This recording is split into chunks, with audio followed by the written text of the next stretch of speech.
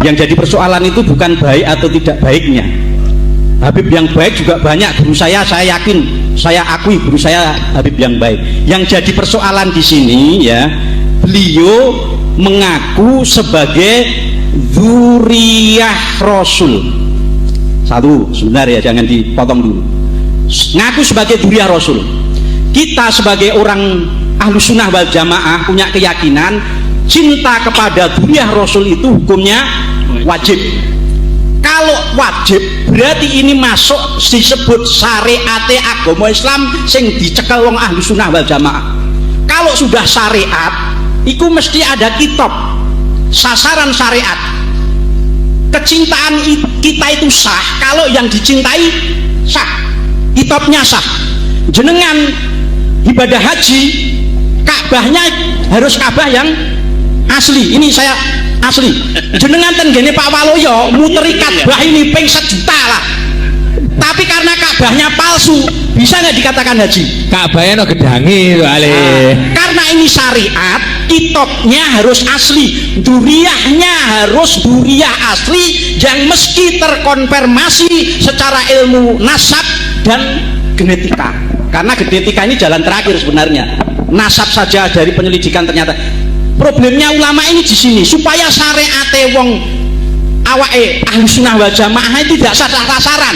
Wis tiwas dicintai pol-polan jebur istri tetangga ngono lho. Akhirnya lho tiwas tak seneng pol-polan kok. Oke, saya kira sederhananya seperti itu.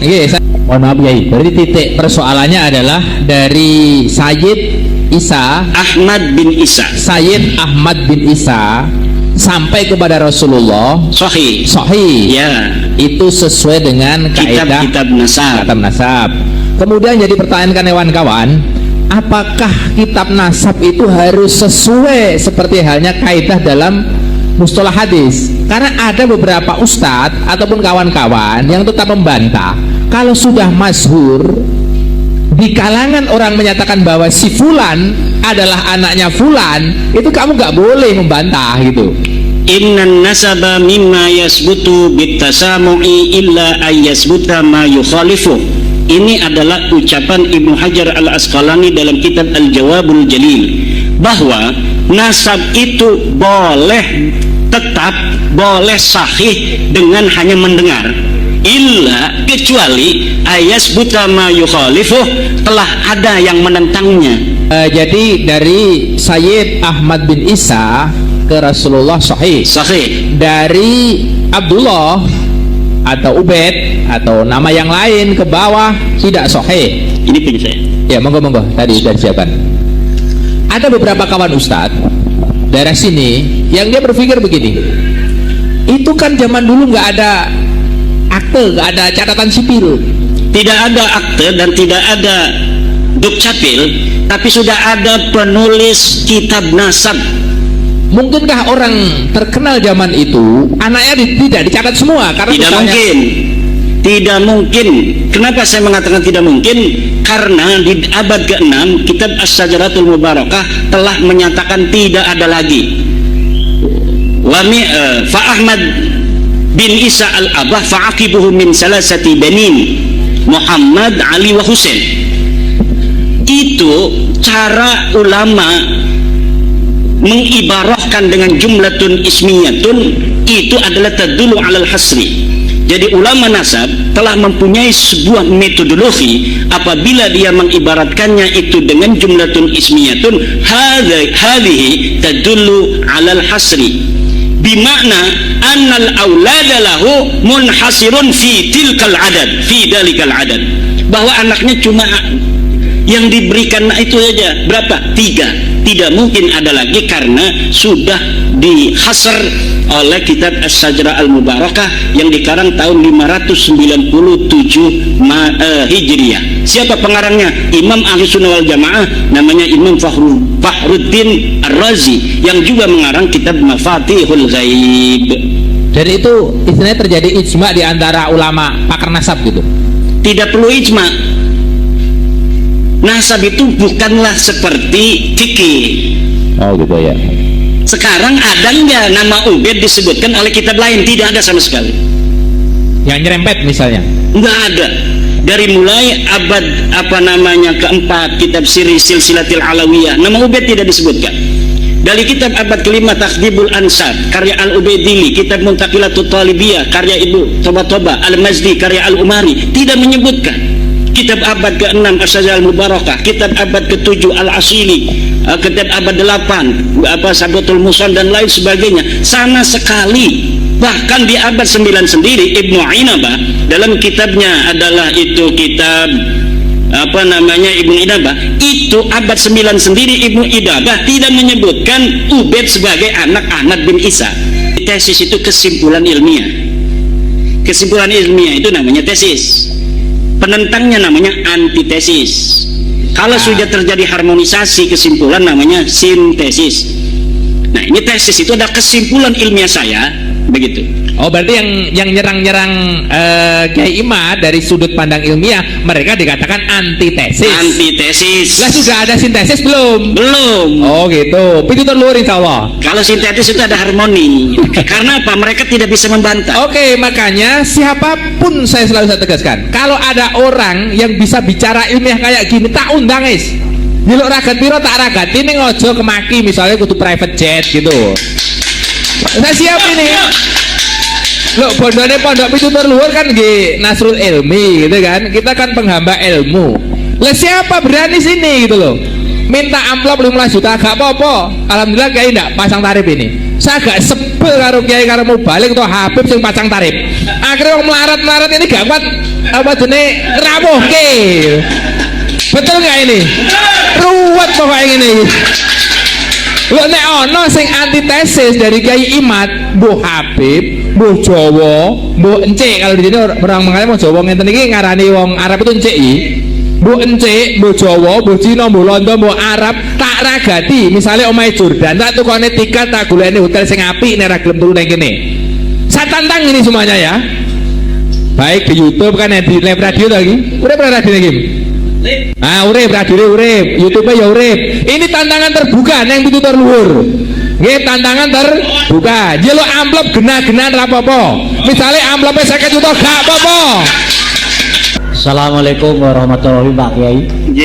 Saya sebagai orang muslim ya mungkin masih awam masalah Habib, Syekh dan Syarif itu. Tapi saya sebagai seorang muslim, saya sangat menyesal kalau ada seorang yang mempertentangkan antara Habib, Syekh dan sebagainya. Karena apa? Semua itu dasarnya Al-Quran dan Hadis. Semua umat Islam adalah inginnya husnul khotimah. Kalau sudah kita berdasarkan Quran, Hadis, kiblatnya sama, apa pertentangkan? Entah itu dari Habib, dari Syekh, dari Syarif, saya kira ada masalah. Kok itu bagi saya sebagai seorang muslim kok malah remeh sekali orang yang menentangkan antara keturunan itu, kok saya kira kok tidak baik itu bagi saya sebagai orang muslim. Itu kalau didengar oleh orang non muslim itu malah sebagai bahan candaan itu. Oke, karena maaf, itu sudah Habib itu sudah luar biasa, penggemarnya luar biasa. Dia menyebabkan agama Allah di muka bumi ini. Kenapa dipertentangkan? Bahkan cuma tes darah dan sebagainya itu bagi saya tidak baik untuk orang muslim. Yang kedua, kalau toh itu benar-benar bukan keturunan Nabi, why not? Apa salahnya dia menjabarkan agama Islam untuk ukhuwah Islamiyah, untuk membuat persatuan bangsa? Kenapa dipermasalahkan? Yang ketiga, orang yang mempersalahkan itu tujuannya apa? Memecah belah atau untuk seakan golongan dia sendiri? Kalau untuk golongan sendiri, apa gunanya kita bercerai-berai karena bertangan untuk tes darah sekalian? Itu bagi saya seorang muslim yang ingin saya jujur mati kunus khotimah, bukan untuk pertahanan seperti itu. Ya, bagus. Ya, terima kasih. Assalamualaikum warahmatullahi wabarakatuh. Ini saya setuju bahwa seluruh umat Islam itu harus mempunyai hak yang sama dalam kemuliaan. Walaqad karramna bani Adam, bahwa kami telah memuliakan seluruh anak Adam. Dan ini yang sedang kita perjuangkan, bahwa tidak ada kaitan kemuliaan di hadapan Allah dengan keturunan. Kalaulah selama ini orang itu sudah mulia dengan ilmunya, dimuliakan oleh masyarakatnya, tidak melihat keturunan siapa dia, kalau dia punya ilmu wajib dimuliakan. Kan itu setuju Pak ya? Nah, Masalahnya sekarang ada orang yang mengaku keturunan Nabi mengatakan bahwa secara dat mereka sudah berbeda dari orang lain, bahwa kalaupun mereka bodoh, mereka mabok, mereka lebih mulia sendalnya dari kepala kiai. Dan ini yang tidak sesuai dengan ajaran Islam. Kalau dikatakan mereka menyebarkan Islam, mereka menyebarkan Islam di mana? Yang sekarang mengajarkan bisa selawatan, tapi yang menyebarkan Islam kan Wali Songo. Wali Songo itu adalah keturunan Nabi, bukan dari Ba'lawi, tapi diakui oleh mereka dalam kitab mereka tahun 1984 bahwa Wali Songo keturunan Ba'lawi. Tidak ada manuskrip yang memperkuat itu. Bahkan kitab-kitab manuskrip yang sekarang ditemukan mengatakan Wali Songo bukan keturunan Ba'alwi, dia keturunan Al-Kazimi, Al-Musawi, juga dari Al-Jailani. Mereka datang itu baru 4 generasi paling. Assalamualaikum warahmatullahi wabarakatuh. Apa kabar teman-teman semua? Semoga baik-baik saja. Pada kesempatan kali ini saya mau berbagi ceramah agama sekaligus diskusi santai antara jemaah dan Kiai Haji Imaduddin Usman Al-Bantani. Yuk, seperti apa alur ceritanya? Langsung saja menuju ke videonya. Let's go. Perjuangan Wali Songo Indonesia, Kiai Ukit, Ki Jumhari, Ki Satrio, dan para hadirin, para kiai Karanganyar, ibu-ibu, wabil khusus Ketua Muslimat PCNU Karanganyar Bundalis, dan sekjennya juga hadir, alhamdulillah. Pada kesempatan hari ini kita alhamdulillah ditakdirkan oleh Allah Subhanahu wa taala untuk bisa berkumpul di Pondok Pesantren Pitutur Luhur pimpinan yang mulia Kiai Agus Waluyo dalam rangka halaqah kebangsaan membicarakan tentang nasab Ba'alwi yang mengaku sebagai keturunan daripada Rasulullah Muhammad sallallahu alaihi wasallam.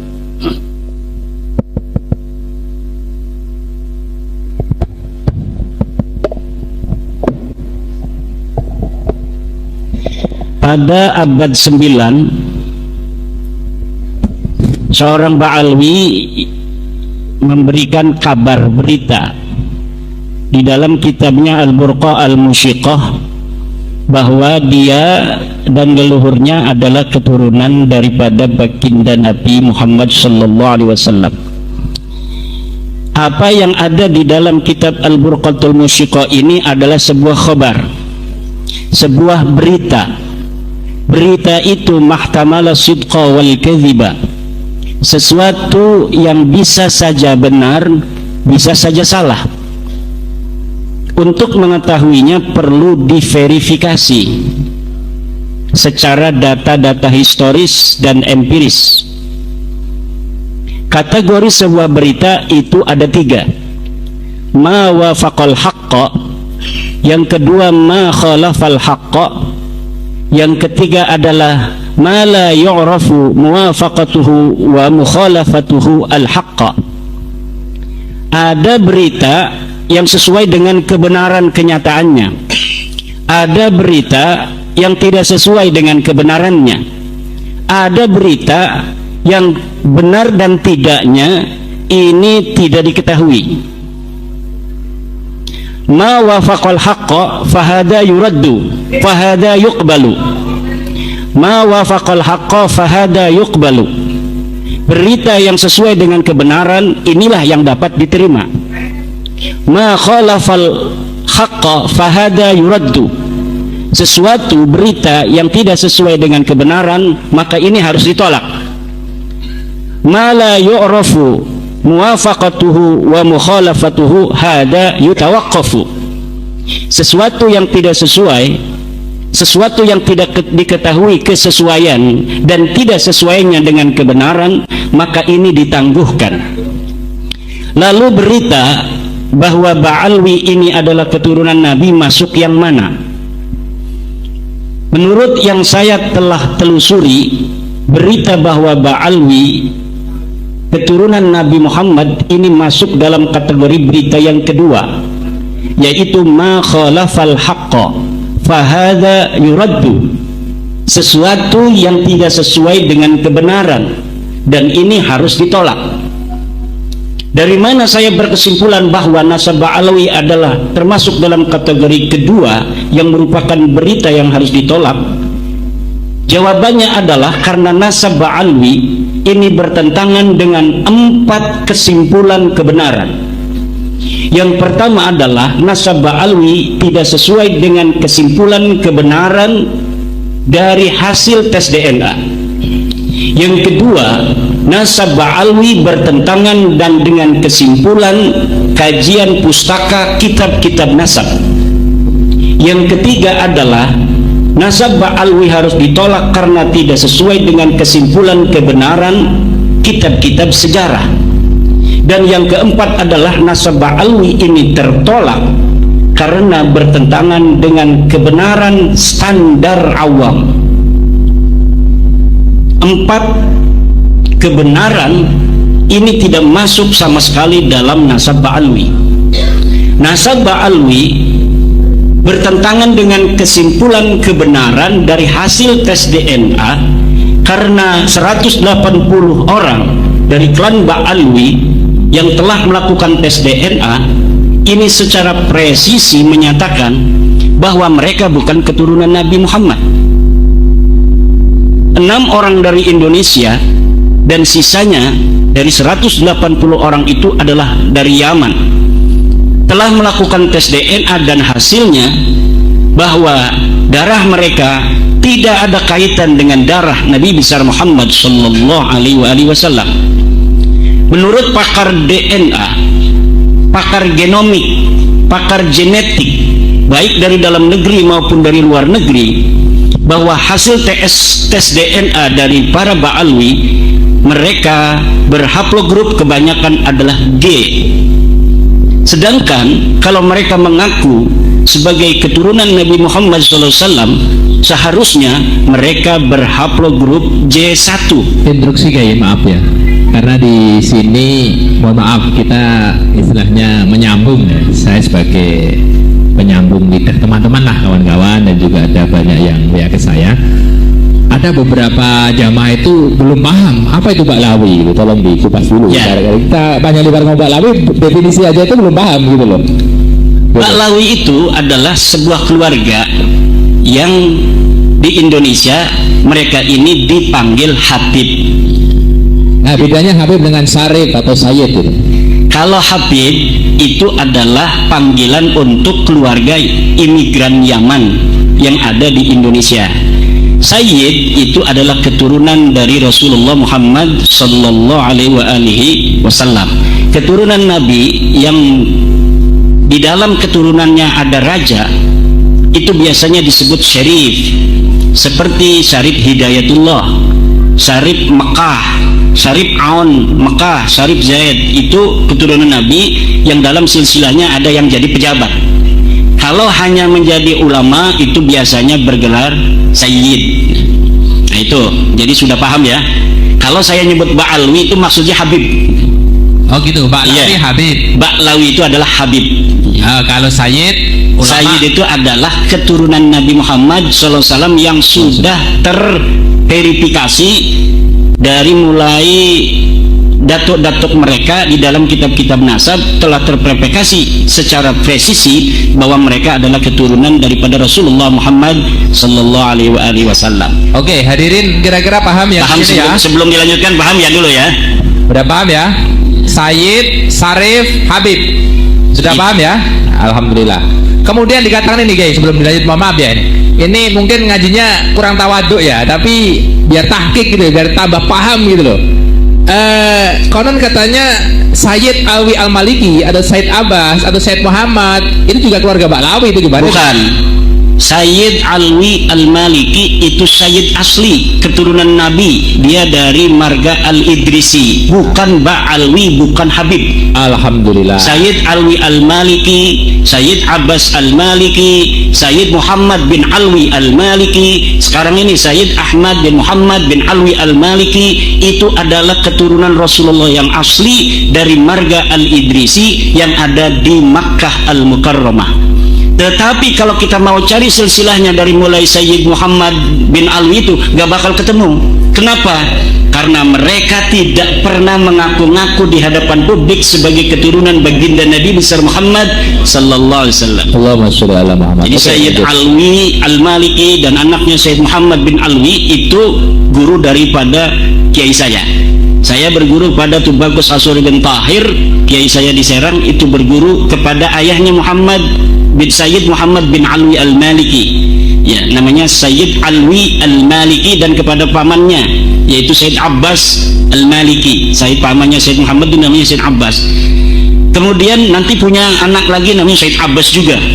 Nah, ini adalah keturunan Rasulullah asli, Sayyid dari Makkah Al-Mukarramah, dari marga Al-Idrisi, bukan keturunan Ba'alwi, bukan Habib. Dia Sayyid. Itu. Oke, kesimpulan berarti Sayyid dan Syarif pasti keturunan Rasul gitu ya? Ya. Pasti keturunan Nabi. Betul. Dan tidak mungkin Sayyid dan Syarif ini keturunan kayak Habib gitu ya? Ya, kalau Sayyid dan Syarif itu adalah ulama sejak zaman dahulu, keturunan Nabi, dan dari Hasan dan Husain itu bergelar Sayyid atau Syarif, bukan bergelar Habib. Tidak ada itu di dalam dunia Islam, turunan Nabi bergelar Habib. Oh gitu, paham ya. Bisa lanjut? Habib hanya di Indonesia. Di luar dari keluarga Ba'alwi mengaku sebagai turunan Nabi dengan gelarnya Habib. Padahal keturunan Nabi di seluruh dunia ribuan marga semuanya menggunakan gelar Sayyid atau Syarif.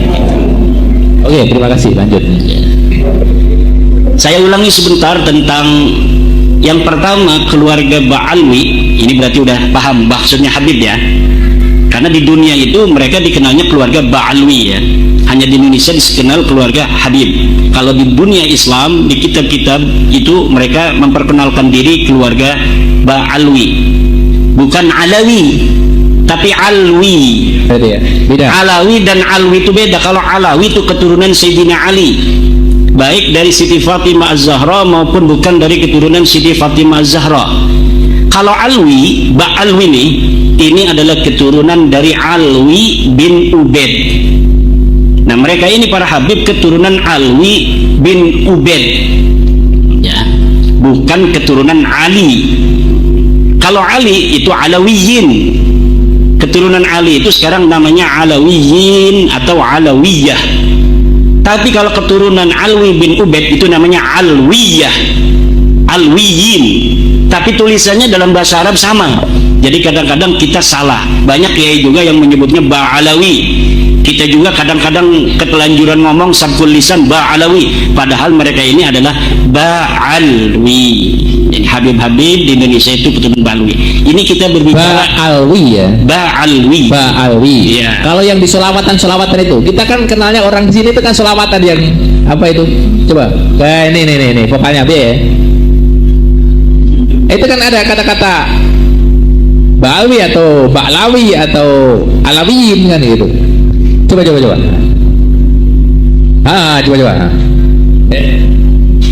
Kita bingung di. Betul. Coba. Mangga. Ini karena waktunya sudah mepet ya, nggak apa-apa sambil ngobrol aja. Ya Habibana Ali. Nah, kalau itu memang lagu yang dipekarang oleh mereka. Itu Habib bener tuh. Jadi Habib asli. Habib asli itu berarti asli keturunan Alwi bin Ubaid. Kalau Syarif asli, ya itu adalah para keturunan Rasul. Sayyid asli adalah keturunan Rasul. Oke, masalah tadi DNA. Jadi nasab Alwi itu tertolak kebenaran hasil tes DNA, dan ini presisi. Tidak bisa kita melawan ilmu pengetahuan. Seperti kita percaya kalau misalnya golongan darah kita O, golongan darah kita B, golongan darah kita A itu kepada ahlinya.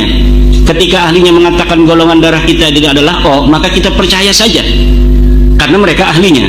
Begitu pula ketika mereka para ahli biologi, ahli genetika, ahli genomik mengatakan bahwa setelah diperiksa darah mereka ini bukan darah Rasulullah SAW, maka yang tahu benar dan tidaknya adalah para ahlinya. Sedangkan di Indonesia ini, Badan Riset Inovasi Nasional itu telah mengatakan bahwa keluarga Ba'alwi ini bukan keturunan Nabi besar Muhammad SAW berdasarkan hasil tes DNA mereka 180 orang. Itu yang pertama. Yang kedua, nasab Ba'alwi sebagai keturunan Nabi ini tertolak karena bertentangan dengan kajian kesimpulan kebenaran kitab nasab, di mana mereka pada abad ke-9 Hijriah, seorang Ba'alwi mengaku dirinya sebagai keturunan Nabi. Dia mengarang sebuah kitab namanya Al-Burqatul Musyiqqah, namanya Ali bin Abu Bakar As-Sakran. Menulis dalam kitabnya, dia adalah Ali bin Abu Bakar bin Abdurrahman bin Muhammad Maula Dawilah bin Alwi bin Ali Sahibud Darak bin Alwi Al-Ghayyur bin Faqih Muqaddam bin Muhammad Sahib Birbat bin Ali Qalikosam bin Alwi bin Muhammad bin Alwi bin Ubaid, katanya bin Ahmad bin Isa. Ini Ahmad bin Isa betul-betul keturunan Nabi Muhammad SAW. Jadi Ubaid ini yang katanya leluhur mereka ini dibinkan bin Ahmad bin Isa. Dari sinilah mereka mengaku sebagai keturunan Nabi dari sosok keturunan Nabi asli namanya Ahmad bin Isa, orang yang meninggal di 345 Hijriah. Sayangnya kitab-kitab nasab sudah ada. Kitab nasab itu setiap generasi keturunan Rasul itu dicatat. Dari mulai tahun 199 Hijriah itu sudah dikarang kitab nasab. Abad ke-200, tahun ke-200 Hijriah banyak kitab nasab. Abad ketiga 300 Hijriah banyak kitab nasab. Termasuk Ahmad bin Isa ini anak-anaknya sudah dicatat semua. Anaknya cuma 3, namanya Muhammad, Ali dan Husain. Tidak ada anak yang bernama Ubaid. Disinilah pengakuan abad 9 ditolak oleh kitab yang sudah ada di abad ke-4, ke-5, ke-6, ke-7, ke-8. Ustadz Idrus Somli mengatakan ada kitabnya namanya kitab Al-Burqatul Musyiqqah, Tabaqatul Khawas. Iya ada, tapi itu ada di abad ke-9. Pengakuan yang baru ada setelah 550 tahun orangnya meninggal dunia. Kalau pengakuan sebagai turunan Nabi dari nama Ahmad bin Isa yang katanya namanya Ubaid, sedangkan kitab nasab yang ada pada zaman Ahmad bin Isa atau yang mendekatinya menolak, maka berita ini adalah ma khalafal haqqa, berita yang tidak sesuai dengan kebenaran, fahada yuraddu, maka ini harus ditolak. Yang ketiga, nasab Ba'alwi ini bertentangan dengan kesimpulan kebenaran kajian kitab sejarah. Kitab-kitab sejarah banyak ditulis. Dari mulai saya menemukan mulai abad ke-3 Hijriah, ke-4 Hijriah, ke-5 Hijriah, ke-6 Hijriah, ke-7 Hijriah, ke-8 Hijriah, bahkan ke-9 Hijriah pun kitab-kitab sejarah tidak ada yang menyebutkan keturunan Ba'alwi dan leluhurnya sebagai keturunan baginda Nabi besar Muhammad sallallahu alaihi wasallam. Jangankan disebut sebagai seorang keturunan Nabi, bahkan sosoknya saja tidak ada yang menulis. Mereka mengaku Ubaid ini mujtahid mutlak, ulama besar. Dia wafat 383 Hijriah. Tetapi kitab-kitab biografi ulama, kitab-kitab sejarah yang ada pada masa Ubaid ini sama sekali tidak menyebutkan sosok Ubaid ini pernah ada di Yaman. Maka saya menyebutnya dia ahistoris atau fiktif, orang-orang yang diadakan sosoknya, sejarahnya ditulis sedemikian rupa padahal orangnya ora ono. Hanya ditulis saja. Kita pun sekarang ini bisa saja, supaya kita ditulis sejarahnya, leluhurnya hebat, kita bikin siapa kakek kita, kemudian kita tulis kakek kita adalah orang yang merancang nama Indonesia. Sebelumnya nama Indonesia tidak ada, yang merancang itu kakek saya. Iya, sekarang orang nggak ada yang mau percaya, tapi 300 tahun lagi itu kitab itu kalau ditemukan orang akan jadi manuskrip, Apalagi kalau berita yang sama belum ada ditulis, karena tidak ada yang mau ngaku-ngaku seperti kita, maka masa depan itu akan milik kita yang mau menulis hari ini dengan tulisan tentang leluhur kita. Padahal yang berjuang adalah Pak Karno, yang berjuang Muhammad Hatta, yang berjuang adalah Syahrir. Tapi nama Soekarno, nama Hatta, nama Syahrir bisa hilang dalam sejarah kalau hari ini tidak ditulis sejarahnya bahwa dia yang membaca proklamasi, bahwa dialah yang mengusahakan ber-Indonesia.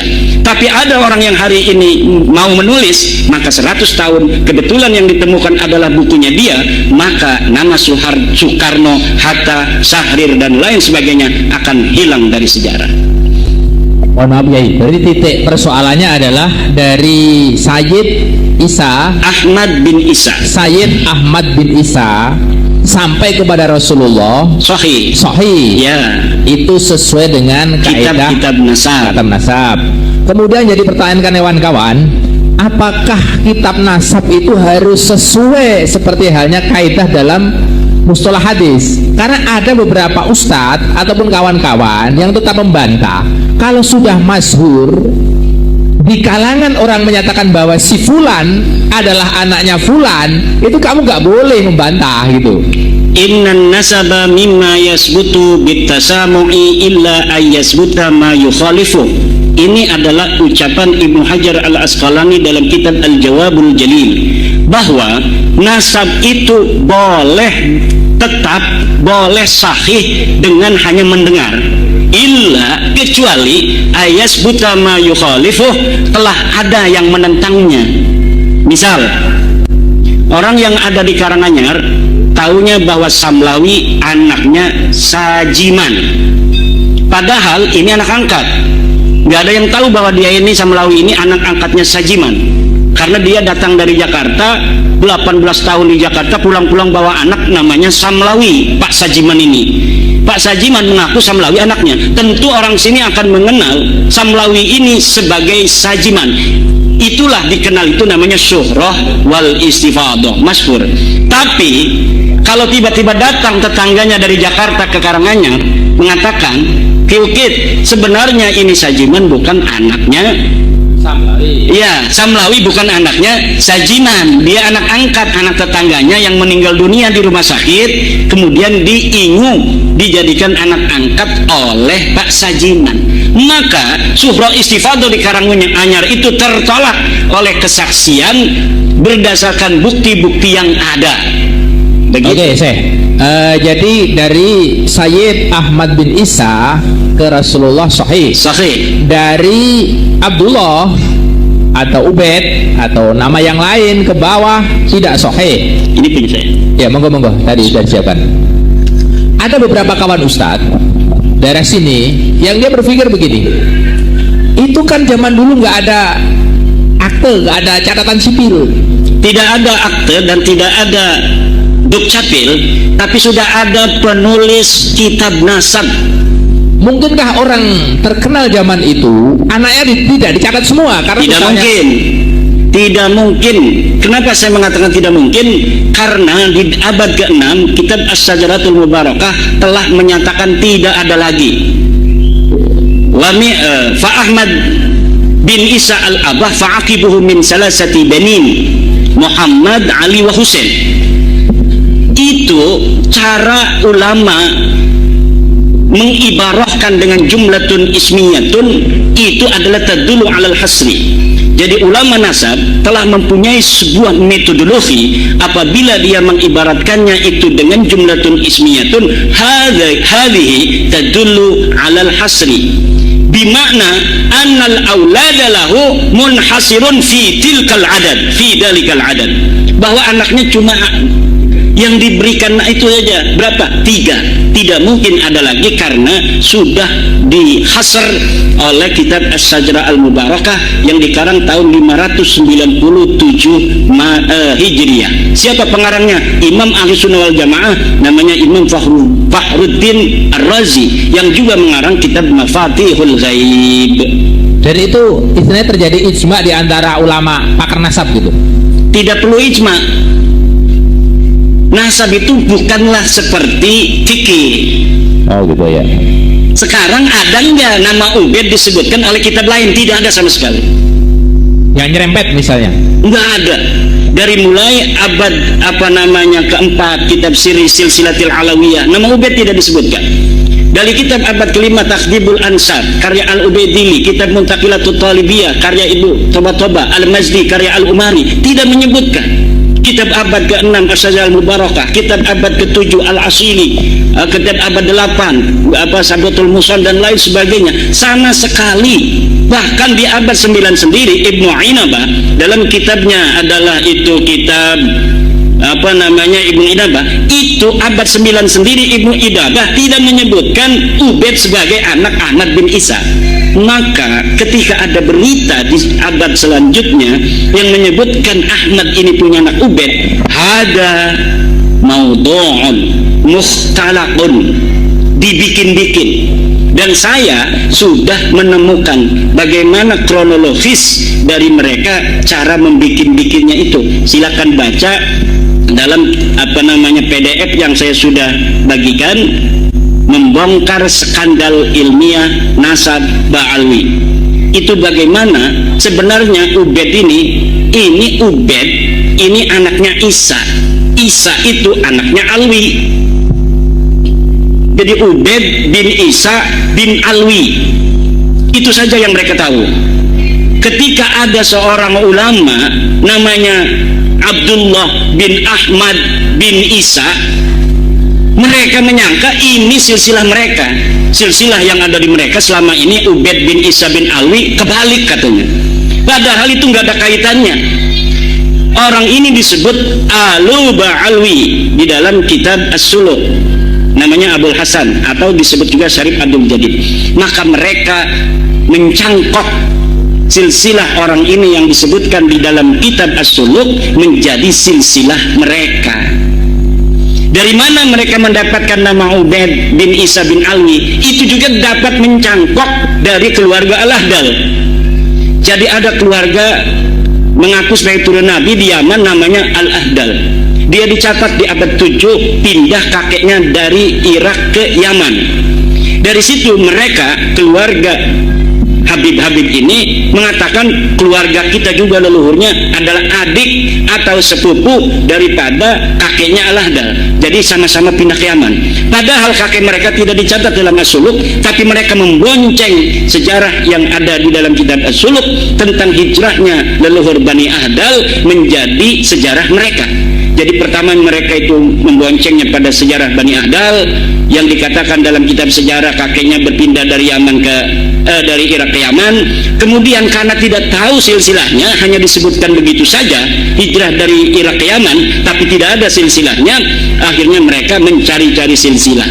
Ketemunya di silsilah Syarif Abdul Jadid. Nyangkoklah kemudian mereka ke silsilah Syarif Abdul Jadid. Jadi nyangkok ke satu, nyangkok ke yang lain, akhirnya semuanya tertolak. Hari ini Bani Ahdal yang dicangkok oleh Ba'alawi, silsilah Ubaid bin Isa bin Alwi itu telah difatwakan oleh Syekh Sarafuddin Samsuddin bukan keturunan Nabi. Jadi ada 21 marga yang jadi, hari ini Ubaid bin Isa bin Alwi itu asalnya. Dan Isa di sini itu bukan Said Ahmad bin Isa. Bukan. Oh, beda orang. Beda orang. Jadi dia beda orang. Ini kayaknya ini yang benar kayaknya. Oh, kayak di Jawa di sini ada namanya Pangeran Diponegoro. Itu ada 2 orang. Pangeran Diponegoro yang perang Jawa tahun 1825 sampai 1830 dibuang ke Sulawesi. Satu lagi Pangeran Diponegoro yang eranya Kartosuro. Jadi pusing itu kadang membedakan itu 2 orang namanya sama. Ya.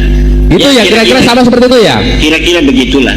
Jadi sejarah kesimpulan sejarah itu sudah menolak Ba'alwi ini sebagai turun Nabi. Yang terakhir itu adalah kesimpulan kebenaran ilmiah awam. Orang awam itu walaupun tidak sekolah, tidak mondok, tapi kebenaran secara ilmiah standar universal itu sama, semua paham. Ini saja nasab Ba'alwi itu oleh kebenaran ilmiah standar awam yang tidak sekolah, tidak pesantren tertolak. Bagaimana penjelasannya? kebenaran ilmiah itu ada dua. Yang pertama logis, yang kedua adalah empiris verifikatif. Jadi harus masuk akal dan harus dapat dibuktikan. Orang desa yang tidak sekolah, kalau dia punya tetangga, saya punya tangga Ki Ukit punya anaknya 3, kemudian ada orang ceramah Ki Ukit punya anak 4, pasti saya orang awam ini mengatakan orang itu salah. Kebenaran secara ilmiah apabila orang-orang dari masyarakat Indonesia ini mendengarkan, mau membaca tulisan saya itu, bagaimana kronologis mereka mengaku sebagai turun Nabi, saya yakin semua orang Indonesia secara standar ilmiah awam saja itu semuanya akan menolak nasab Alwi. Bagaimana tidak ditolak? Nasab yang selama 550 tahun tidak dicatat, tiba-tiba muncul sebagai keturunan Nabi besar Muhammad sallallahu alaihi wasallam. Kalau ilmiah itu kan tambah satu, selain logis, dia verifikatif dan juga harus pragmatis. Ada nggak manfaatnya? Kalau misalnya kita kaji, ini nasab alwi ini banyak manfaatnya. Jadi sudah masuk dalam kategori kebenaran ilmiah secara mutlak. Bahwa kebenaran ilmiah itu pertama harus logis, dia harus masuk akal. Ini bagaimana masuk akal? Kitab-kitab 550 tahun yang ditulis tidak menyebutkan, tiba-tiba muncul setelah 550 tahun. Orang yang dulunya tidak ada riwayat Ki Ukit ini sebagai turunan daripada Syekh Hasyim Asy'ari, tiba-tiba Ki Ukit bikin status di Facebook dia sebagai cucu daripada Syekh Hasyim Asy'ari. Ini bisa dimarahin oleh Teh Yeni, bisa dimarahin oleh Teh Alisa ini. Pemenang politiknya beda, aku garing loh. Tapi kalau Ki Ukit ini tidak nulis di Facebook yang tidak orang banyak tahu hari ini, tapi dia nulisnya di buku harian, lalu 100 tahun lagi buku hariannya ditemukan oleh orang, ini bisa geger. Bisa geger. Orang masih bisa nanti, bisa jadi Syekh Hasyim Asy'ari punya istri di Karanganyar. Iya. Yang tidak diketahui oleh Teh Yeni dan Teh Alisa. Mbak Yeni ya. Saya ingatnya di Jawa Barat, di Banten. Mbak Yeni dan Mbak Alisa. Kalau hari ini ngaku langsung ditolak. Tapi kalau ngakunya nanti 100 tahun lagi kitabnya baru ditemukan, ini bisa saja menjadi perdebatan seperti saat ini. Ada yang mendukung Ki Ukit keturunannya nanti, ada juga yang menolak. Ini saya punya kitabnya Risalah Risalah Ahlussunnah wal Jamaah. Di dalam kitab Risalah Ahlussunnah wal Jamaah karangan Mbah Hasyim Asy'ari dikatakan anaknya cuma 1 Abdul Wahid, ya kan? 2 Yusuf, 3 tidak ada nama seperti leluhurnya Ki Ukit yang namanya Samlawi itu. Tidak ada Syekh Hasyim Asy'ari punya anak nama Samlawi. Tetapi ada aja pasti yang menjadi pendukung muhibbinnya. Apalagi kalau nanti 100 tahun lagi Ki Ukit cucunya ini jadi ulama besar yang jarang ngomong, diem aja, orang-orang pasti ngedukung, banyak juga muhibbinnya itu. Dan ini akan menjadi diskursus. Seperti inilah nasab alwiyah. Berarti intinya bahwa orang-orang besar itu selalu dicangkok banyak orang gitu ya. Begitulah. Kayak sekarang kan kasus banyak yang viral itu. Pak Presiden Soekarno aja itu diaku-aku di Sulawesi punya istri, di Jepara punya istri, gitu loh. Berarti Sayyid siapa tadi? Ahmad bin Isa yang dikatakan Al-Muhajir itu dicangkok banyak orang gitu ya. Dicangkok pertama oleh keluarga Syarif Abdul Jadid dan itu tertolak. Yang kedua dicangkok oleh tidak hanya Pak Lawi berarti yang bukan. Ada lagi keluarga Syarif Abdul Jadid yang mencangkok dan itu tertolak. Kemudian dicangkok oleh keluarga Mbak Alwi, tertolak juga. Yang nyangkok berarti dua itu. Kewenangan KB. Kewenangan KB. Oh, alhamdulillah gitu. Alhamdulillah. Oke. Berarti yang karena ini keistimewaannya apa sih sebenarnya Sayyid Ahmad bin Isa yang dikatakan Al-Muhajir itu kok sampai dicangkok orang gitu loh? Apa karena hanya beliau Sayyid atau punya keistimewaan tersendiri gitu? Karena sejarahnya tidak jelas. Sayyid Ahmad bin Isa ini terakhir ditemukan sosoknya dalam kitab sejarah itu oleh At-Tusi dalam kitab Al-Ghaibah tahun 250-an. Dia sedang ada di Madinah dan setelah itu kabar beritanya tidak ada yang tahu. Dari sinilah orang-orang itu bisa untuk nyangkok, berspekulasi bahwa karena Ahmad bin Isa ini tidak diketahui setelah dari Madinah kemana, kemudian sebagian orang mengatakan dia hijrah ke Yaman, katanya. Kamilah keturunannya. Padahal anaknya yang ada di Madinah kemudian pindah ke Irak, pindah ke Qum yang ada di Iran, dan mereka mencatat keluarga mereka sampai sekarang pun masih ada keturunannya. Lihat karangan kitab Syekh Zabarah, itu ada keturunan Ahmad bin Isa dari Muhammad, dari Husain, dari Ali, dan tidak ada dari mereka yang mengatakan bahwa leluhur mereka Ahmad bin Isa punya anak namanya Ubed. Begitu. Oke, dari Baklawi kalau di Indonesia kan misalnya yang paling kondang Habib Pekalongan lah. Habib siapa? Habib Lutfi. Kalau dari marga satu yang nyangkok ke Said Ahmad bin Isa itu yang terkenal siapa itu? Dari marga apa? Yang nyangkok ke Said Ahmad bin Isa tadi kan Baklawi nyangkok ke Said Ahmad bin Isa. Semua yang ada di Indonesia ini semuanya Baklawi. Nah, satunya lagi yang Syarif Abdul Jadid itu Syarif Abdul Jadid. Abad ke-7 diberitakan keluarganya ingkirat. Artinya ingkirat tidak berketurunan lagi. Oh gitu. Tidak bisa dikatakan kualat. Iya, karena apa? Karena ya ini juga menurut saya skandal ilmiahnya Baklawi yang mengatakan Syarif Abdul Jadid itu ingkirat.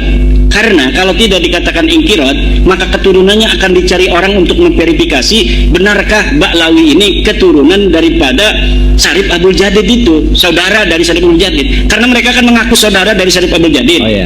Makanya nyangkol ke situ. Tapi apa tujuh ke sini sudah nggak ada keturunannya? Sudah tidak ada keturunannya versi Baklawi.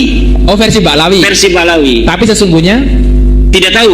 Belum tahu ya. Belum ditemukan data tentang keturunan Syarif Abdul Jadid hari ini.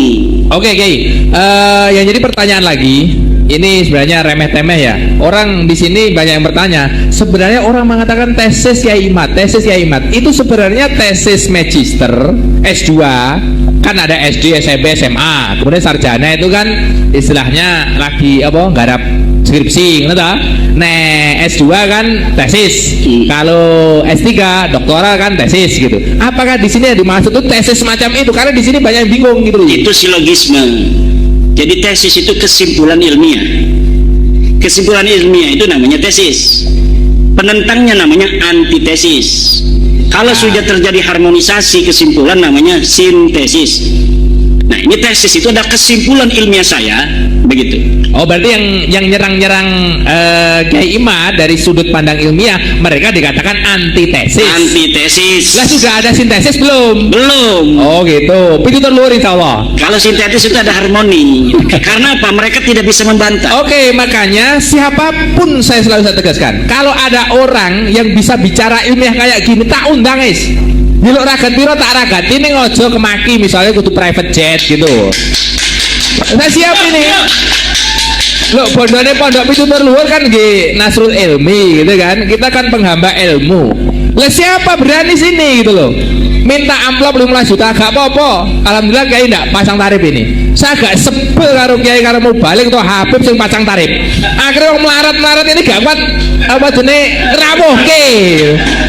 Betul nggak ini? Ruwet pokoknya ini. Lo nek ono sing antitesis dari Kiai Imad, Mbuh Habib, Mbuh Jawa, Mbuh Encik. Kalau di sini orang mengenai mau Jawa ngenten iki ngarani wong Arab itu Encik iki. Mbuh Encik, Mbuh Jawa, Mbuh Cina, Mbuh Londo, Mbuh Arab tak ragati. Misalnya omahe Jordan, tak tukone tiket tak golekne hotel sing apik nek ra gelem turu nang kene. Saya tantang ini semuanya ya. Baik di YouTube kan di live radio lagi. Udah pernah radio lagi? Urip radio urip, YouTube ya urip. Ini tantangan terbuka neng pitutur luhur. Nggih, tantangan terbuka. Jelo amplop gena-genan ra apa-apa. Misale amplope 50 juta gak apa-apa. Nggih, siap mboten? Siap ya. Tapi jangan rusuh loh ya. Jangan rusuh dan jenengan siap berjuang. Ojo istilahnya ora wani membela kebenaran, betul? Betul? Nah, lanjut Mbak Kiai. Ngapunten lagi yo. Ya. Pati adab. Bagus ini. Mungkin yang lainnya, coba. Mungkin ada yang nanya yang lain. Monggo. Ini mic-nya. Pakai mic, Mbak. Mana panitianya nih, tukang anterin mic? Oh, itu ada. Halo. Berapa aja nih? Assalamualaikum warahmatullahi wabarakatuh. Saya sebagai orang muslim ya mungkin masih awam masalah Habib, Syekh, dan Syarif itu. Tapi saya sebagai seorang muslim, saya sangat menyesal kalau ada seorang yang mempertentangkan antara Habib, Syekh, dan sebagainya. Karena apa? Semua itu dasarnya Al-Quran dan Hadis. Semua umat Islam adalah inginnya husnul khotimah. Kalau sudah kita berdasarkan Quran, Hadis, kiblatnya sama, apa ditentangkan? Entah itu dari Habib, dari Syekh, dari Syarif, saya kira ada masalah. Kok itu bagi saya sebagai seorang muslim kok malah remeh sekali orang yang menentangkan antara keturunan itu, kok saya kira kok tidak baik itu bagi saya sebagai orang muslim. Itu kalau didengar oleh orang non muslim itu malah sebagai bahan candaan itu. Oke, karena maaf, itu sudah Habib itu sudah luar biasa, penggemarnya luar biasa. Dia menyebabkan agama Allah di muka bumi ini. Kenapa dipertentangkan? Bahkan cuma tes darah dan sebagainya itu bagi saya tidak baik untuk orang muslim. Yang kedua, kalau toh itu benar-benar bukan keturunan Nabi, why not? Apa salahnya dia menjabarkan agama Islam untuk ukhuwah Islamiyah, untuk membuat persatuan bangsa? Kenapa dipermasalahkan? Yang ketiga, orang yang mempersalahkan itu tujuannya apa? Memecah belah atau untuk seakan golongan dia sendiri? Kalau untuk golongan sendiri, apa gunanya kita bercerai-berai karena bertangan untuk tes darah sekalian? Itu bagi saya seorang muslim yang ingin saya jujur mati kunus khotimah, bukan untuk bertahan seperti itu. Ya, bagus. Ya, terima kasih. Assalamualaikum warahmatullahi wabarakatuh. Ini saya setuju bahwa seluruh umat Islam itu harus mempunyai hak yang sama dalam kemuliaan. Walaqad karramna bani Adam, bahwa kami telah memuliakan seluruh anak Adam. Dan ini yang sedang kita perjuangkan, bahwa tidak ada kaitan kemuliaan di hadapan Allah dengan keturunan. Kalaulah selama ini orang itu sudah mulia dengan ilmunya, dimuliakan oleh masyarakatnya, tidak melihat keturunan siapa dia, kalau dia punya ilmu wajib dimuliakan. Kan itu setuju Pak ya? Nah, masalahnya sekarang ada orang yang mengaku keturunan Nabi mengatakan bahwa secara dat mereka sudah berbeda dari orang lain, bahwa kalaupun mereka bodoh, mereka mabok, mereka lebih mulia sendalnya dari kepala kiai. Dan ini yang tidak sesuai dengan ajaran Islam. Kalau dikatakan mereka menyebarkan Islam, mereka menyebarkan Islam di mana? Yang sekarang mengajarkan bisa selawatan. Tapi yang menyebarkan Islam kan Wali Songo. Wali Songo itu adalah keturunan Nabi, bukan dari Baklawi. Tapi diakui oleh mereka dalam kitab mereka tahun 1984 bahwa Wali Songo keturunan Baklawi. Tidak ada manuskrip yang memperkuat itu. Bahkan kitab-kitab manuskrip yang sekarang ditemukan mengatakan Wali Songo bukan keturunan Ba'alwi, dia keturunan Al-Kazini, Al-Musawi, juga dari Al-Jailani. Mereka datang itu baru 4 generasi paling. Tahun 1800 ketika Hadramaut lagi kurang makan. Di dalam bukunya Jajat Burhanuddin dikatakan negara Hadramaut ini, provinsi Hadramaut, tidak bisa memberi makan seluruh penduduknya. Dia hanya bisa memberikan makan 30% penduduknya. Makanya dicarilah daerah-daerah yang subur agar manusia itu kan punya perut, dia punya mulut, harus makan. Maka dicarilah tempat-tempat yang subur, diantaranya dia pindah ke Indonesia. Itu kayak misalnya Ustadz Taufik Segaf itu baru 3 keturunan ada di sini. Kakeknya baru tahun 1914 pindah ke Indonesia. Sekarang 2024, baru berapa puluh tahun. Yang lainnya Usman bin Yahya itu tahun 1830-an sudah ada di sini, itu lebih tua. Yang lain itu yang banyaknya itu tahun 1901 sampai 1943. Nah, di Indonesia ini itu sudah mayoritas Islam. Maka kalau dikatakan mereka menyebarkan Islam di Indonesia, itu terbantahkan oleh kesimpulan sejarah, di mana sejarah versi Hamka mengatakan abad ke-7 ke-8 kita sudah banyak yang Islam, tetapi tidak semasif pada abad ke-15 ke-16 di zaman Wali Songo. Jadi yang paling banyak menyebarkan agama Islam di Indonesia itu terjadi pada masa Wali Songo. Sebelumnya sudah ada Syekh Bentong, Syekh Hasanuddin di Kerawang, tapi tidak semasif Wali Songo. Kenapa Wali Songo itu berhasil? Karena Wali Songo bukan hanya ulama, juga mereka adalah pemerintah. Oke, Pak Yai, ini karena mungkin antara penanya dengan panjenengan ada istilahnya cara sudut pandang yang berbeda, maka sore hari ini masih ada, maghribnya kan masih lama ini saya jam 5 kurang seperempat, maghribnya jam 6 lebih kan. Itu saya berusaha jadi moderator lah kalau panjenengan semua setuju gitu. Jadi biar penanya ini puas. Mungkin dalam pandangan saya yang ditanyakan penanya ini, kok dadak gegeri Pak Lawi gitu ya Pak Rukianto kira-kira. Kok dadak digegeri? Toh kan di sini Habib-habib itu jasanya banyak. Ada Habib ada Habib Syekh, ada Habib Novel, di sini ada Habib Soleh Al-Jufri. Di kampung ini pun ada almarhum Habib Soleh tapi bukan Al-Jufri, Baharun. Jadi jasa mereka itu banyak walaupun belakangan. Di sini ada ulama namanya Syekh Hasan Tafsir, wafatnya 1911. Habib Baharun datang baru kemarin sore, kebetulan sudah wafat. Habib Soleh Al-Jufri datang di sini tahun 2000. Anak saya yang dongani, yang akikoi Habib Soleh Al-Jufri, karena beliau memandang mungkin dadak digegeri Pak Lawi ngopong ning kene wis dakwah kok. Kira-kira gitu Pak Rukianto ya. Nah, ini jawabannya gitu Pak. Monggo jawabannya bagaimana gitu. Iya, jawaban saya adalah kalau menyebarkan pertama kali tidak. Karena yang menyebarkan pertama kali adalah kalau beliau itu ngomong menyebarkan dalam pengertian pertama kali menyebarkan Islam di Indonesia tertolak karena sejarah tidak mengatakan seperti itu. Kalau mereka dari sejak pertama kali datang ke sini, kemudian karena mereka pinter, kemudian ngajarin agama, bisa. Kebetulan baik orangnya, alhamdulillah. Tapi ada ajaran-ajaran, doktrin-doktrin, lihat di YouTube bagaimana dari keluarga Ba'alwi ini ada yang mengatakan kalau tidak menjadi muhibbinnya Ba'alwi tidak akan dapat syafaat Nabi. Ya betul, saya juga diancam gitu ya. Pokoknya nek pitutur lur melu gawe imat gak bakal oleh syafaate Kanjeng Nabi. Kalau tidak percaya Habib itu cucu Nabi, maka tidak akan barokah. Saya sudah dikafirkan. Oh, malahan tambah ekstrim ya. Iya, sudah.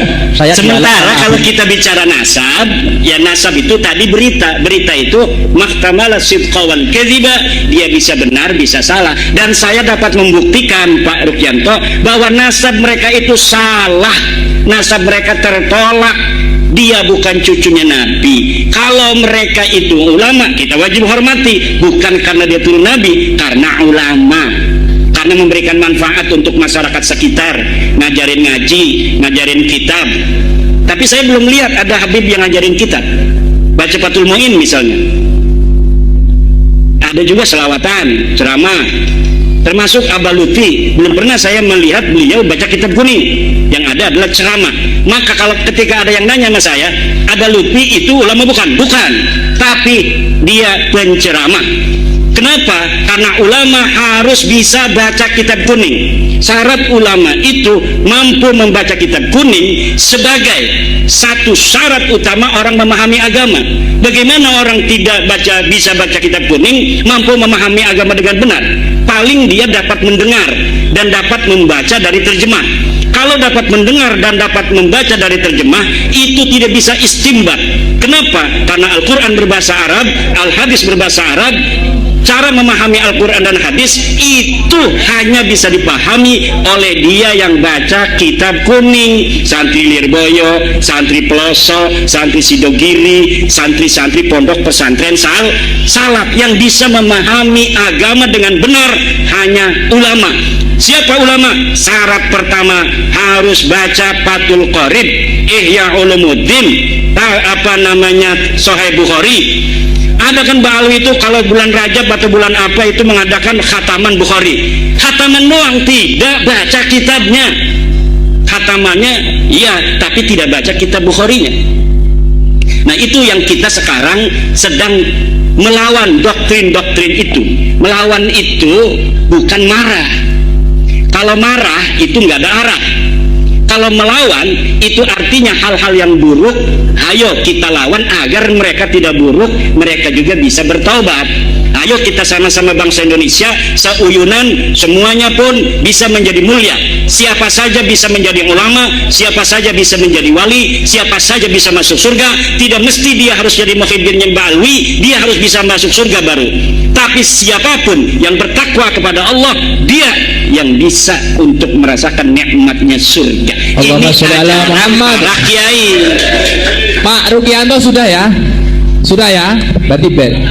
Oh ya, coba. Karena ini nanti terjadi, mohon maaf, beliau kan juga istilahnya sesepuh di sini. Nanti kalau sampai ini terjadi sesuatu khilaf dan lain sebagainya, kalau cara pandangnya sudah berbeda, nggak akan ketemu ini. Tidak apa-apa, agama itu dari dulu berbeda kok. Oh gitu. Iya. Tadi ada satu lagi Pak Rukianto, monggo.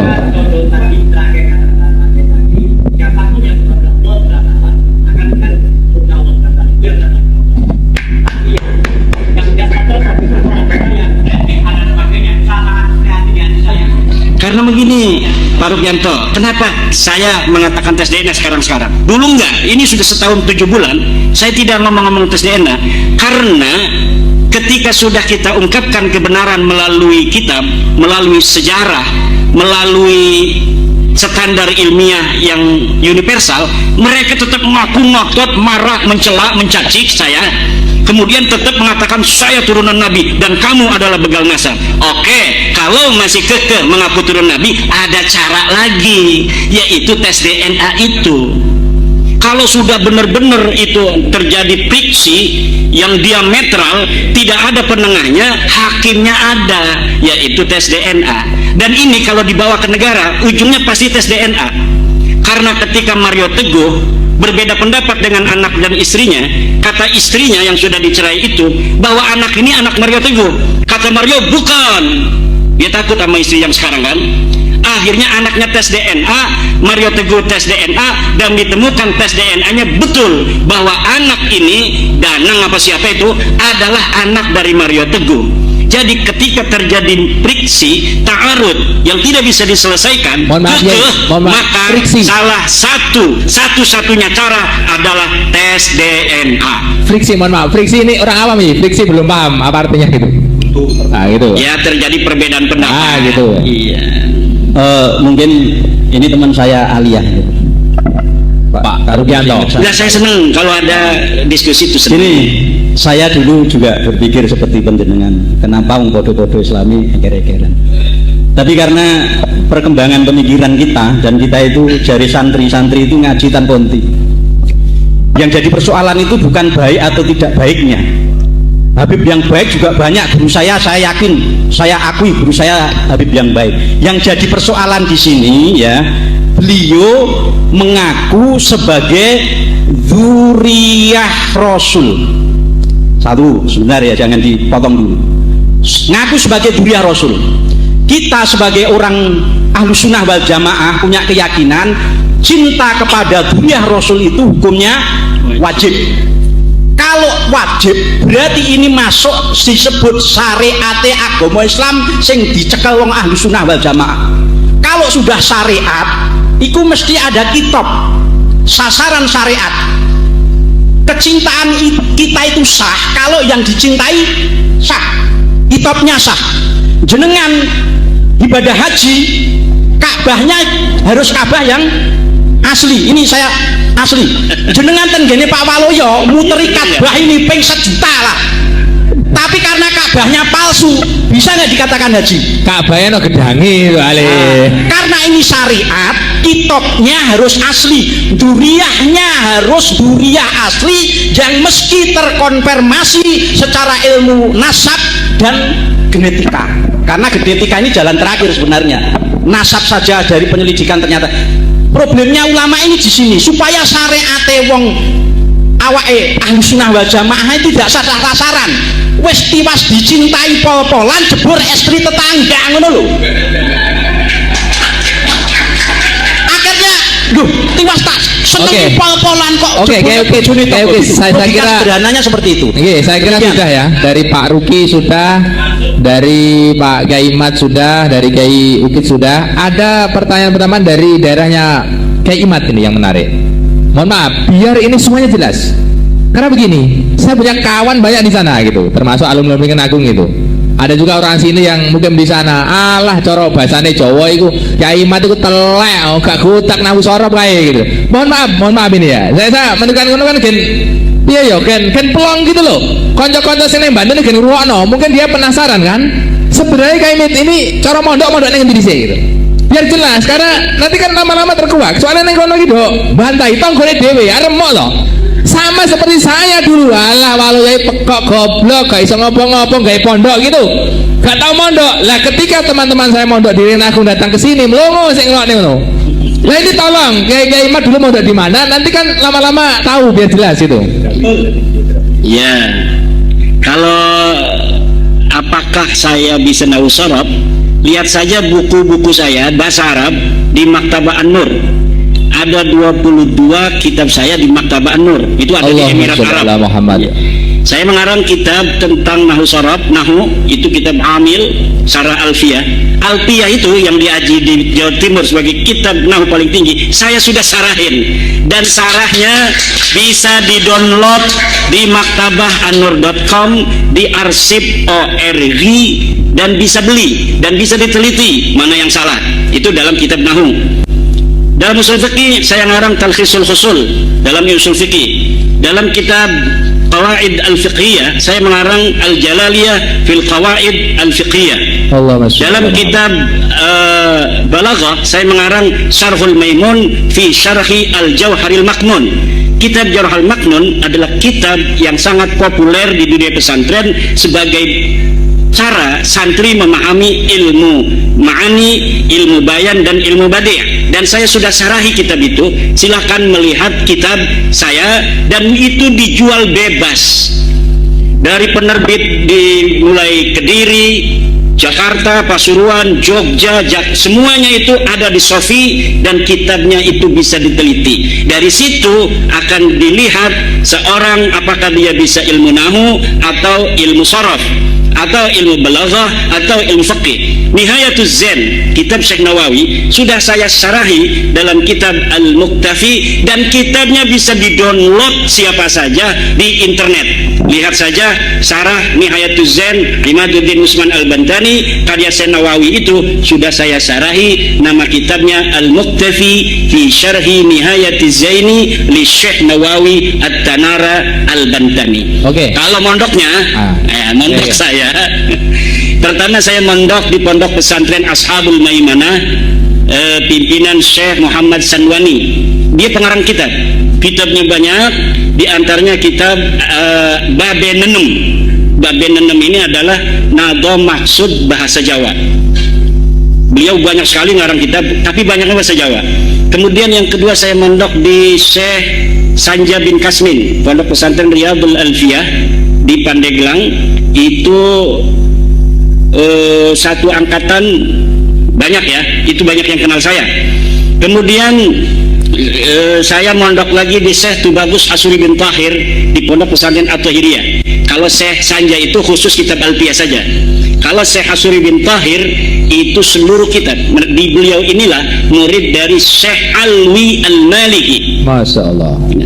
Beliau Syekh Asuri Tahir ini selain berguru kepada Syekh Alwi Al-Maliki, juga berguru kepada Syekh Hasan Al-Masyab, Syekh Yasin Al-Badan, Syekh Abdul Qadir Al-Mandaili, dan kitab-kitab yang lain itu di Taif. Kemudian saya mondok lagi kepada Syekh Mufti bin Asnawi, pengarang kitab Amsilatul I'rab. Itu bisa semua nama-nama yang saya sebutkan itu semuanya ada di internet ya. Jadi bisa dicari itu Syekh Asuri bin Tahir siapa, Syekh Sanja bin Kasmin itu siapa. Kemudian saya mengaji di Syekh Muhammad Amin, Syekh Dimyati bin Muhammad Amin Al-Bandani. Tapi saya tidak mukim, saya hanya ngaji dari pesantren mukim saya malam Selasa dan malam Jumat. Ngaji kitab Ukhudul Juman pada Buya Dimyati. Buya Dimyati itu seorang sufi yang tidak pernah bicara tasawuf. Dia ngajinya kitab alat, ngajinya kitab tafsir, ngajinya kitab fikih. Itulah sufi yang asli. Orang sufi bukan ngomongin tasawuf halu-halu begini-begini kepada orang seakan-akan dia sudah sampai pada derajat tertentu. Seorang sufi asli itu, tasawuf itu adalah fil a'mal. dalam bagaimana dia membawa tasawuf dalam akhlak, dalam tingkah laku, dalam kehidupan, bukan untuk dibicarakan. Kemudian saya mondok lagi pada ilmu tauhid pada Syekh Obay Hasan Basri di Karawang. Saya mondok kitab-kitab alat di pesantren Warudoyong di Sukabumi. Saya juga mesantren di banyak pesantren pasaran sampai Kaliwungu, tafsir Jalalain dan kitab As-Sirrul Jalil, kitab Hasbunallah. Puasa kilatan gitu ya? Kilatan. Insyaallah. Dan kalau kilatan-kilatan itu kan ya hanya 10 hari, 15 hari menamatkan satu kitab. Dan saya juga pernah ke Mesir untuk ijazah kitab-kitab kepada Musnidud Dunya Yaumaid, yaitu Syekh Ibrahim bin Abdul Ba'is Al-Kattani di Askandaria. Saya mendapatkan seluruh ijazah kitab-kitab hadis, dari mulai kitab Sahih Bukhari, Kutubus Sittah, kitab-kitab Masanid, kemudian kitab-kitab Ma'ajim, kitab-kitab Mu'jam, kemudian kitab-kitab Musannafat, cara menulis dengan musannaf seperti Musannaf Ibnu Abdul Razak dan lain sebagainya. Nah, ini tidak pernah saya ungkapkan karena bagi santri itu sebenarnya ini adalah ta'ajub ya, Tapi terima kasih ya, karena teman-teman di Banten ini terus terang saya aku rada kemeropok rada anyel gitu loh. Mosok kemet ra undang ngaji mbok undang akhirnya kan rada waduh mosok aku salah deh. Nah, maka ini karena kan ada sekarang ini lagi zamannya framing. Ya. Yang muhibin-muhibinnya itu kan lagi framing supaya orang tidak percaya. Nabi Muhammad aja disebut dalam Quran syahirun, majnunun, kadzabun dan sebagainya. Jadi tidaklah terlalu aneh. Ya, kembali ke Mbak Lawi, monggo. Monggo. Kalau ada yang tanya silakan, dari ibu-ibu mungkin penasaran. Dan satu ya, kita bukan membenci sebuah klan. Kita hanya meluruskan pengakuan bahwa pengakuan mereka tidak terbukti. Silahkan menjawab. Saya sudah kirimkan ke Rabita Alawiyah Pak Rukianto, sampai sekarang tidak dijawab. Kenapa tidak dijawab? Karena nggak ada jawabannya. Makanya debat-debat itu saya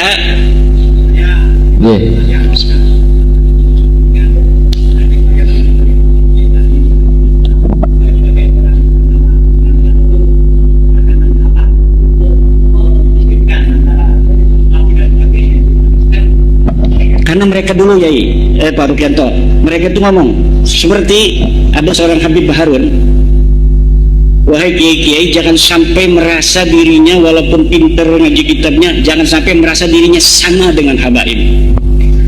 Anda ini kiai nggak bisa sama dengan habaib, karena habaib ini turunan Nabi, ada darahnya Nabi. Sekarang kita buktikan benar nggak ada darahnya Nabi. Kalau silsilahnya nyambung nggak, itu bisa dengan ilmu nasab, bisa dengan kitab-kitab nasab. Kalau ada darah Nabi atau tidak, itu dengan tes DNA Pak Rukianto. Dan sekarang sudah dites 180 orang, hasilnya gagal maning. Karena apa? Ada satupun yang nyerempet? Tidak ada. Oh, gitu. Bisa dipastikan tidak ada satupun mereka yang mengaku Ba'alwi sebagai keturunan Nabi itu adalah keturunan Nabi, tidak ada. Maka saya mengatakan kepada pembela-pembela Balwi itu, masalah akhlak kan itu ada yang baik, ada yang tidak. Masalah ilmu ada yang pintar, ada yang tidak. Kita hormati yang berakhlak baik, yang berilmu, tapi jangan minta tarif kan, begitu. Tapi kalau masalah nasab ini sudah qat'i dengan tes DNA, mereka laisu min abna'i Rasulillah sallallahu alaihi wasallam.